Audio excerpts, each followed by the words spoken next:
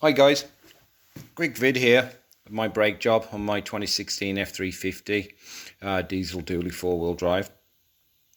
It went well, same as my old 04 6-litre really, I guess, apart from having the dually spacer on here.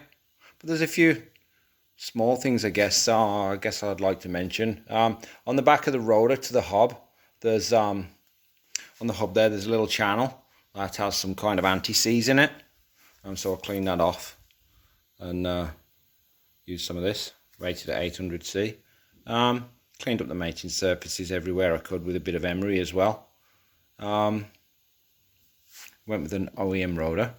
The rotors that came off were really good condition actually. I considered having them recut and just putting some good pads in, but hey, I don't want to risk any warping or anything like that after 50 clicks or whatever, so I decided to go all new. But yeah, I got an interesting thing here about these rotors. About these pads. So there's the bottom pad is the pad that came out of the truck, right? And the one on the top, that's a Ford Motorcraft. And there is the part number BR1680. Well, look how small they are. They're about a 1/4 inch smaller. So to me, that means less braking.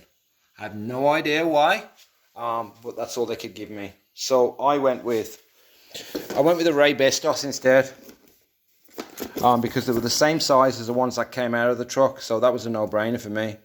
I asked for the best of what they had at Lordco. They gave me these. He said they're the best we have. So there it is. I went with that instead. You get your sliders with them, obviously. Put some silicone compound in there. And so yeah, 130 foot-pounds of torque. I torqued mine 135 because I gave it 5 for luck because I have a cheap wrench, a cheap torque wrench. So these guys are 56 caliper bolts of 56, and obviously your lug nuts 150 to 165. I cleaned up eccentric ring there with a bit of emery, and I'll clean up this area, this surface here. I've done the other side, and I did the back of my wheel as well, because there was a decent amount of build up on these as well, a rust build up. So took a piece of sandpaper to those guys and washed all my rims out as well, just to try and keep it running as true as possible, right? But yeah, I took my time with it. I did an oil change as well at the same time because I got 4800 on it, and we're just about to do about a 1500 kilometer road trip anyway, so I don't want to do that on dirty oil, so I'll do it on clean oil, and then I don't have to do an oil change when I get back, right? But the good thing about doing it when you're doing your brake job as well is you can get at the oil filter really easy on the other side.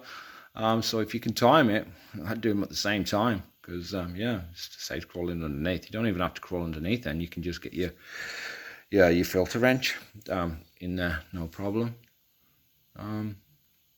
But yeah, who'd have thought that? That's crazy. And guy at Ford, I've managed to get this guy to talk to somebody, and he was just like, no, that's the way that they come. I'm like, okay, well, I ain't putting those in. That doesn't make any sense to me. I don't know whether the only thing I could think of why they would do that is for clearance. Maybe they've had problems, I don't know, with stones getting in there, or rock in there. So if they give a little bit more clearance, there's more chance of something being able to get out. But I've never had a problem, so I'm going to take that risk of going with a bigger pad. Okay, guys, good luck. It's beer o'clock here. Take care.